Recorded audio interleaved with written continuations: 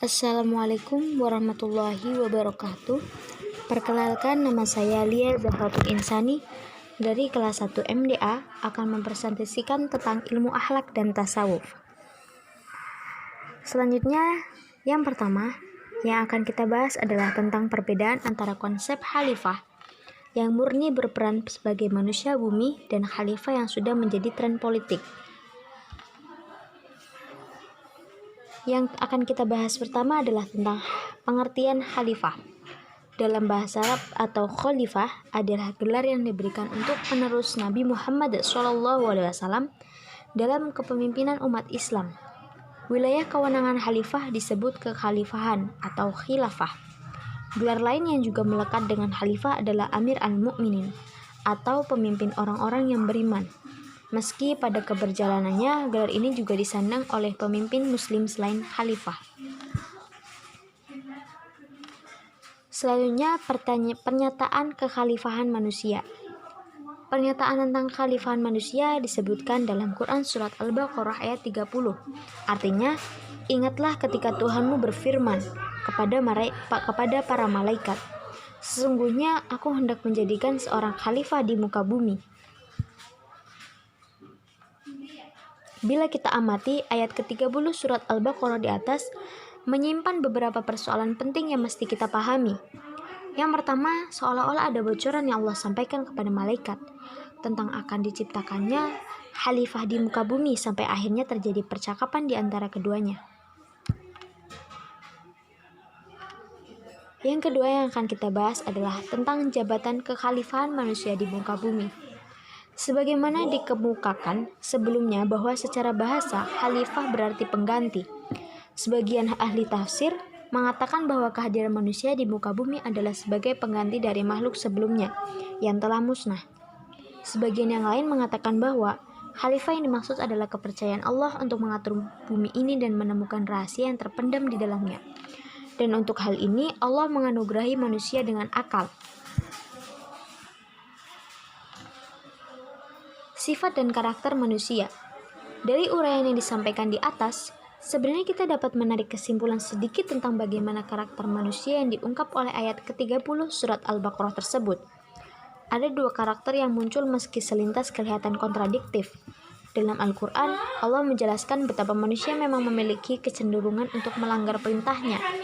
Padahal Allah telah menjanjikannya kedudukan yang tinggi jika manusia mampu melaksanakan setiap perintahnya dan tanpa sedikit pun membantahnya.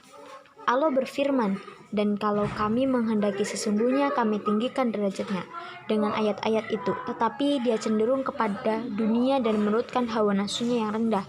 Quran Surat Al-A'raf ayat 176. Dari pengertian tersebut, kita tahu bahwa yang sedang dimaksudkan khalifah di muka bumi ialah Nabi Adam alaihissalam, yang memang Allah turunkan dan Allah ciptakan manusia pertama, yang memang sudah Allah janjikan di ayat surat Al-Baqarah ayat 30 bahwa dia Allah Subhanahu wa taala akan menciptakan seorang khalifah yang akan memimpin seluruh umat manusia di muka bumi ini, yaitu Nabi kita Nabi Adam alaihissalam.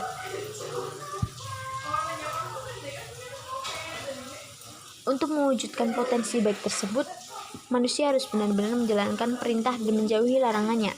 Tentu saja manusia mau menjalani ini. Sebagaimana firman-Nya, Allah tidak akan membebani seseorang melainkan dengan kesanggupannya. Ia mendapat pahala dari kebajikannya, dan ia mendapat siksa dari kejahatannya yang dikerjakannya. Quran Surat Al-Baqarah ayat 286. Selanjutnya yang akan kita bahas adalah tentang pernyataan khalifah menjadi tren politik. Khalifah kali ini berbeda dengan sultan. Bila khalifah merupakan pemimpin seluruh umat Islam, baik secara hierarkis atau hanya sekadar simbolis, sultan merupakan kepala dari suatu negara muslim tertentu dan bukan pemimpin umat muslim secara keseluruhan. Kedua gelar ini kerap disamakan di masa-masa sekarang. Saat mungkin lantaran penguasa Utsmani, negara adidaya muslim, terakhir pada milenium kedua memegang kedua gelar ini secara bersamaan. Penguasa Utsmani merupakan seorang sultan dalam kapasitasnya sebagai kepala negara Utsmaniyah dan sebagai khalifah dalam artian pemimpin simbolis seluruh umat Islam. Lanjut, fungsi khalifah sebagai kepala negara lenyap seiring jatuhnya Baghdad oleh Mongol pada 1258. Keturunan Abbasiyah yang tersisa melanjutkan tampuk kekhalifahan di Mesir yang saat itu di bawah kekuasaan Kesultanan Mamluk. Tanpa wilayah kekuasaan dan kekuatan politik yang memadai, khalifah hanya berperan sebagai pemersatu umat Islam secara simbolis, sehingga khalifah pada periode ini dikenal sebagai khalifah bayangan.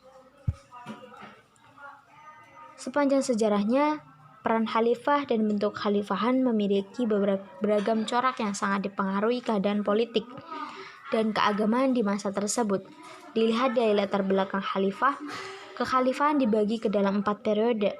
Kekhalifahan Rasyidin 632-661, Kekhalifahan Umayyah 661-750, Kekhalifahan Abbasiyah 750-1258 dan 1261-1517, dan Kekhalifahan Utsmaniyah 1517-1924. Dalam materi ini, kekhalifahan dalam tren politik itu seperti penjelasan yang sudah dijelaskan oleh saya tadi tentang materi tersebut adalah tentang Bani Abbasiyah, Bani Umayyah. Bani Abbasiyah, Bani Umayyah itu termasuk ke dalam keturunan dari Khulafa Rasyidin, yaitu sahabat 4 nabi. Sahabat 4 nabi yang terdiri dari Abu Bakar As-Siddiq, Umar bin Khattab, Utsman bin Abi Thalib dan Utsman bin Affan dan Ali bin Abi Thalib yang menggantikan Rasulullah sebagai khalifah. Dan selanjutnya kepemimpinan tersebut digantikan lagi sebagai kepemimpinan khalifah yang bersifat politik yang telah dijelaskan, yang dipimpin oleh seperti Bani Umayyah, Bani Abbasiyah, Bani Utsmaniyah, Bani Khalifahan Rasyidin, dan lainnya yang telah dijelaskan sepanjang sejarahnya. Oleh karena itu, ada sedikit perbedaan antara khalifah berperan di muka bumi dan khalifah yang dalam tren politik. Khalifah yang berperan dalam muka bumi itu ialah kita kenal sebagai Nabi Adam alaihissalam, yang memang sengaja Allah ciptakan sebagai khalifah pertama, khalifah pemimpin umat manusia di muka bumi, sebagai nenek moyang kita sendiri, sebagai panutan juga kita sebagai nabi pertama, Nabi Adam alaihissalam. Berbeda dengan khalifah dalam tren politik, khalifah yang menggantikan 4 sahabat Nabi, yaitu Khulafaur Rasyidin. Mungkin cukup sekian penyampaian dari saya. Bila ada kata-kata yang salah, saya mohon maaf. Bila ada kelebihan, itu datangnya dari Allah. Sekian, terima kasih.